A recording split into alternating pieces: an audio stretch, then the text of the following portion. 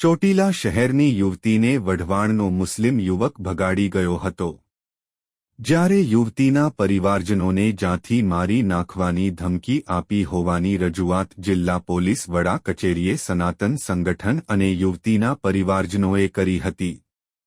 સુરેન્દ્રનગર જિલ્લા પોલીસ વડા કચેરીએ ચોટીલાની યુવતીને ભગાડી ગયા અંગે સનાતન સંગઠન આગેવાનો અને ભોગ બનનાર પરિવાર સામાજિક આગેવાન હરેશભાઈ ચૌહાણ સહિતના આગેવાનો લોકોએ રજૂઆત કરી હતી, જેમાં જણાવ્યા મુજબ ચોટીલા શહેરની યુવતીને વઢવાણ કસ્બા શેરીનો રહીશ થીમ અકીલ ઇકબાલભાઈ તા પોઈન્ટના રોજ યુવતીને ફોસલાવી પ્રેમજાળમાં ફસાવી ભગાડી ગયો હતો, જેની પોલીસ ફરિયાદ કરવા ગયા તો ગુમસુદગીની અરજી લીધી હતો, જેની હજુ સુધી કોઈ કાર્યવાહી ચોટીલા પોલીસે કરી નથી।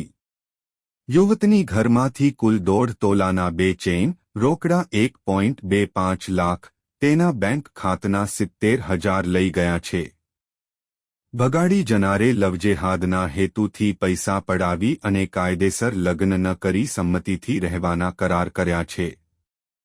જ્યારે દીકરીને છોડવા પરિવારે કીધું તો તમારી દીકરીને ભૂલી જજો, જો તમારી દીકરીને પાછી મેળવવા કાર્યવાહી કરશો તો જાથી મારી નાખીશ તેવી ધમકી આપી હતી।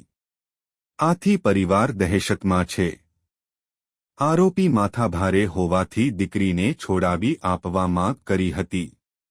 જો તેમ નહીં કરાય તો ગાંધી ચિંધ્યા માર્ગે આંદોલન કરવાની ચીમકી આપી હતી।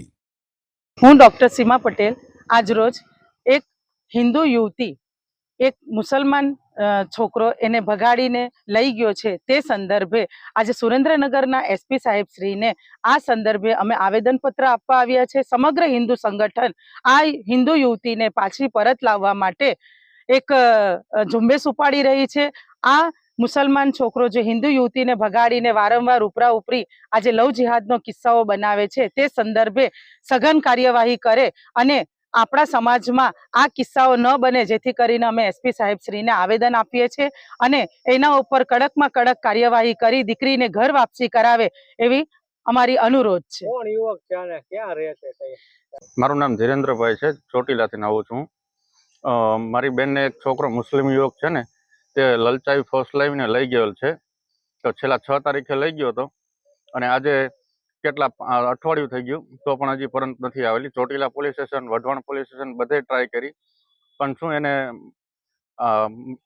બ્રેન વોશ જ કરી નાખ્યું છે લવ જિહાદમાં। અને અગાઉ પણ એને ગુના છે, 2-3 ગુના છે મુસ્લિમ યુવકના, હજી પણ કાંઈ થયું નથી। કોણ